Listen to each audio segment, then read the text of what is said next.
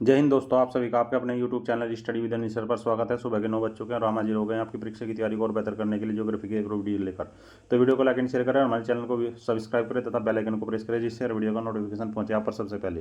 तो चलिए शुरू करते हैं आज की वीडियो। विश्व आर्थिक भूगोल, टॉपिक है कृषि। क्वेश्चन, विश्व के कृषि प्रदेशों के सीमांकन में डी विटलेसी ने निम्नलिखित कारकों में से किसका प्रयोग नहीं किया था? ऑप्शन 1 फसलों और पशुओं का सहसंबंध, ऑप्शन 2 भूस्वामित्व एवं भूधृति, ऑप्शन 3 भूमि उपयोग गहनता, ऑप्शन 3 कृषि यंत्रीकरण की विधि एवं मात्रा। विश्व के कृषि प्रदेशों के सीमांकन में विटलेसी ने 5 मुख्य कारकों का प्रयोग किया: फसलों और पशुओं का सहसंबंध, भूमि उपयोग गहनता, कृषि उपज का प्रसंस्करण और विपणन, कृषि यंत्रीकरण एवं विधि की मात्रा, इमारतों और कृषि से जुड़े अन्य संरचनाओं के प्रकार। अतः स्पष्ट है कि विटलेसी ने कृषि प्रदेशों के सीमांकन में भूमि स्वामित्व एवं भूधृति का प्रयोग नहीं किया। नेक्स्ट क्वेश्चन, क्रमबद्ध रूप से विश्व को कृषि प्रदेशों में विभक्त करने का सर्वप्रथम प्रयास किसने किया? Option 1 LD Stamp, option 2 D Whittlesey, option 3 Baker, option 4 Weber. क्रमबद्ध रूप से विश्व को कृषि प्रदेशों में विभक्त करने का सर्वप्रथम प्रयास डी विटलेसी ने किया था। नेक्स्ट क्वेश्चन, पौधों को कितने आवश्यक तत्वों की जरूरत होती है? Option 1 10, option 2 15, option 3 16, option 4 20।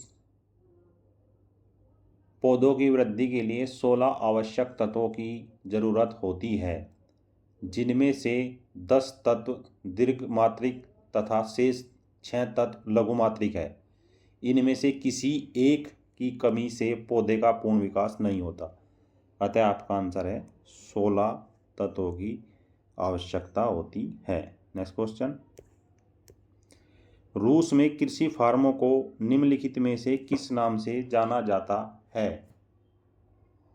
Option 1 कोलखोज, option 2 खोलकोज, option 3 कोज खोल, ऑप्शन 4 कोख लोज। रूस में कृषि फर्मों को कोल खोज, क्या? कोल खोज, कोल खोज, कोल खोज कहा जाता है, जो सामूहिक या सहकारी कृषि प्रारूप है। इस प्रकार के कृषि संगठन की शुरुआत पूर्व सोवियत संघ में की गई थी। बाद के वर्षों में कुछ अन्य साम्यवादी देशों जैसे पूर्वी यूरोप, चीन, वियतनाम, उत्तरी कोरिया इत्यादि में भी इसे अपनाया गया। नेक्स्ट क्वेश्चन, टैंक सिंचाई कहाँ प्रसिद्ध है? ऑप्शन 1 समुद्री मैदान, ऑप्शन 2 उत्तरी मैदान, ऑप्शन 3 दक्षिणी पठार, ऑप्शन 4 पतझड़ी वन।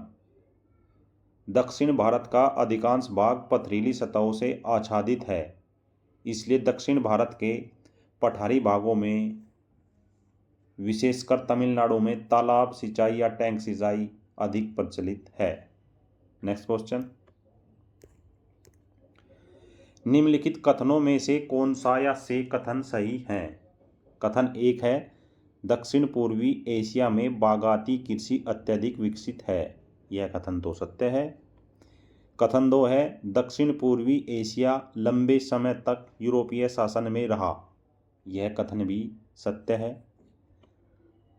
आपको बताना है ऑप्शन 1 कथन 1 एवं कथन 2 दोनों सत्य हैं, ऑप्शन 2 कथन 1 सत्य है, कथन 2 असत्य है, ऑप्शन 3 कथन 1 असत्य है, कथन 2 सत्य है, ऑप्शन 4 कथन 1 एवं कथन 2 दोनों असत्य हैं। चूंकि उपरोक्त दोनों कथन ही सत्य हैं, अतः आपका आंसर है कथन 1 एवं कथन 2 दोनों सत्य हैं। नेक्स्ट क्वेश्चन,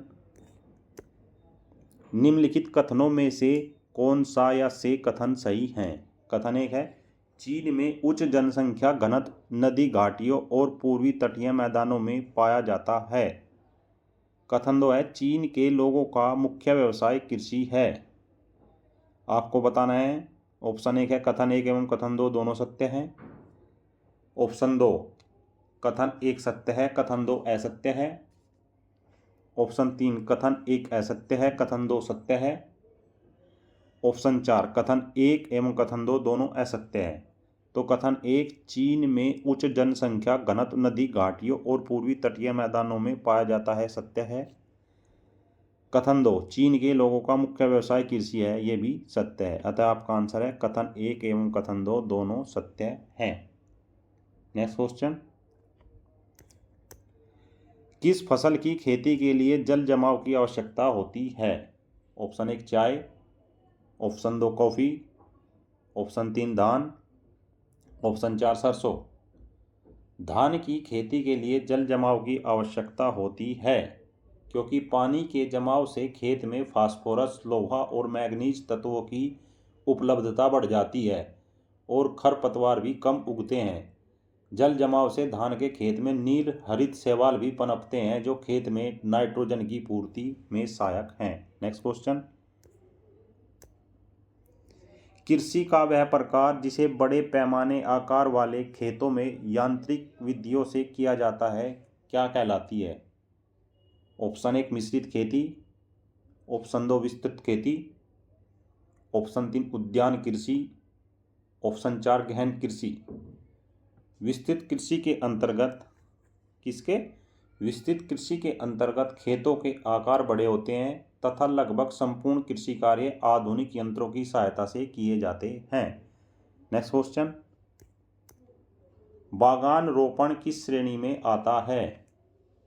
ऑप्शन 1 पशुपालन, ऑप्शन 2 एक धान्य कृषि, ऑप्शन 3 उद्यान कृषि, ऑप्शन 4 जीविका कृषि।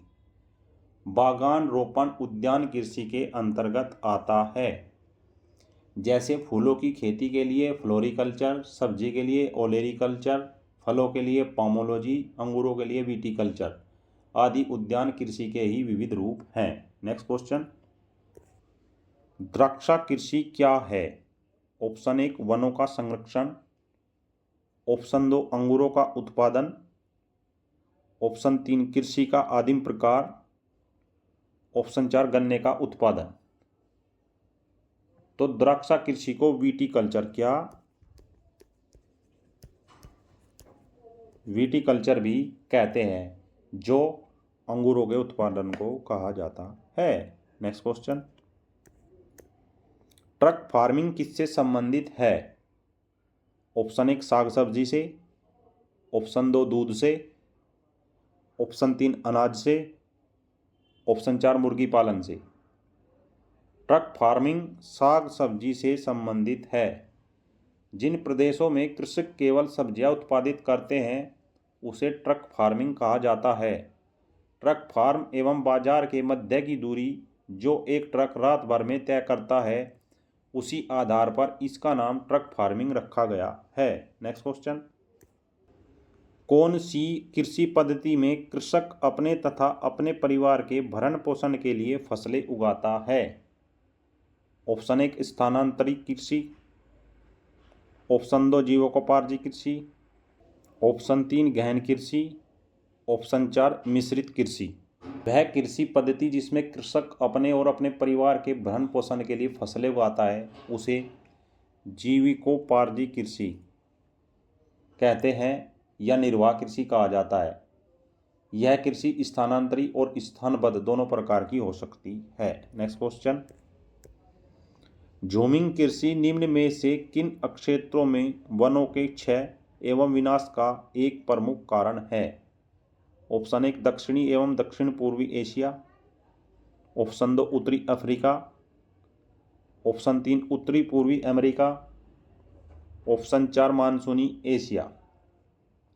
झूमिंग कृषि मुख्यतः दक्षिणी एवं दक्षिणी पूर्वी एशिया के उष्णकटिबंधीय नम वनों में सुदूर क्षेत्रों में पाई जाती है। इसमें पेड़ों को काटकर उस स्थान को साफ करके तथा बची हुई वनस्पति को जलाकर उस स्थान पर खेती की जाती है। नेक्स्ट क्वेश्चन, निम्न में से झूम क्या है? ऑप्शन एक लोक नृत्य, ऑप्शन 2 एक जनजाति, ऑप्शन 3 एक नदी घाटी का नाम, ऑप्शन 4 खेती की पद्धति। तो झूम कृषि एक प्रकार की खेती की पद्धति होती है। तो दोस्तों ये थी आज की video. I hope this video will very help to preparation your examination. So friends comments box में कमेंट जरूर करें। जय हिंद, जय भारत।